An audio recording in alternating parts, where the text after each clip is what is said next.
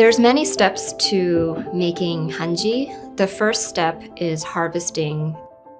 Paper mulberry trees are harvested sometime between November and February, so sometime in the winter. And the trees are cut at an angle close to the ground. And a small stump is left so that the tree can regrow for the following year. And then these trees are gathered together in large bundles and taken to the mill for the next step, which is steaming. The trees are then gathered and steamed, and this allows for the bark to peel off easily.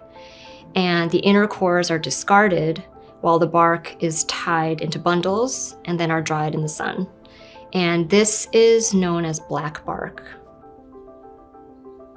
There's the black outer layer, the middle green layer, and the white inner layer.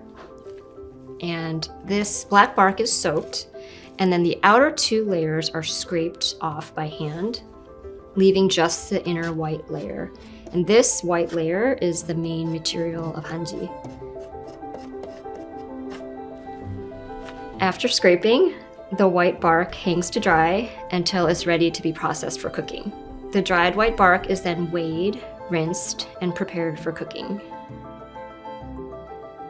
The fiber is cooked for a few hours in a solution that helps break it down and takes away impurities.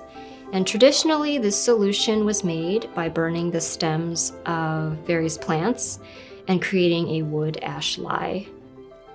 The cook is very important to ensuring that the fiber is properly processed. Afterwards, the fiber is thoroughly rinsed and then picked clean to remove any debris. For traditional hanji, or hanji that's used for conservation purposes, the fiber needs to be picked by hand. After the specks are removed, the fiber is then beaten by hand with a blunt stick or with beating mallets. And this is done for anywhere from 30 minutes to an hour.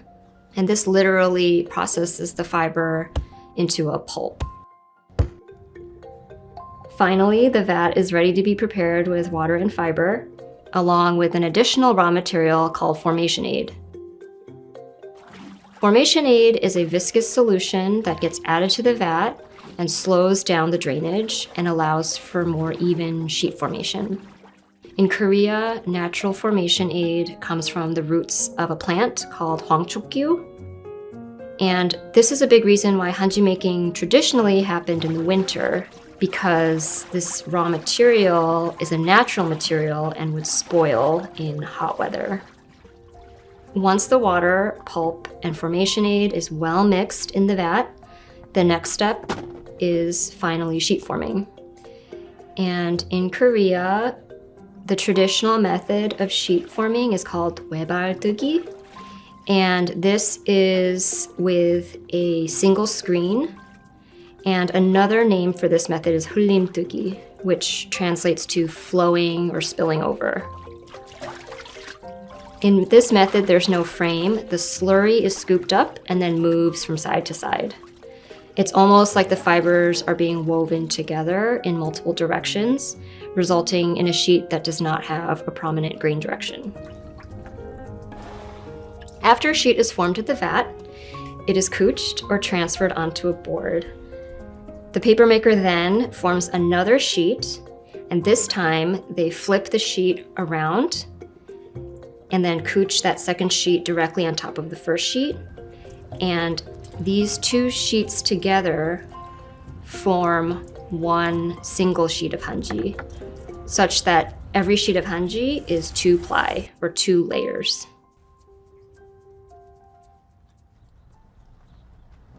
Once the post is finished, it's pressed under weight overnight.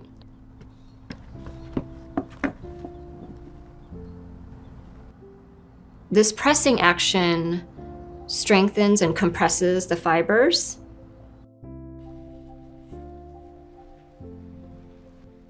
Usually the next day, each sheet is separated one by one.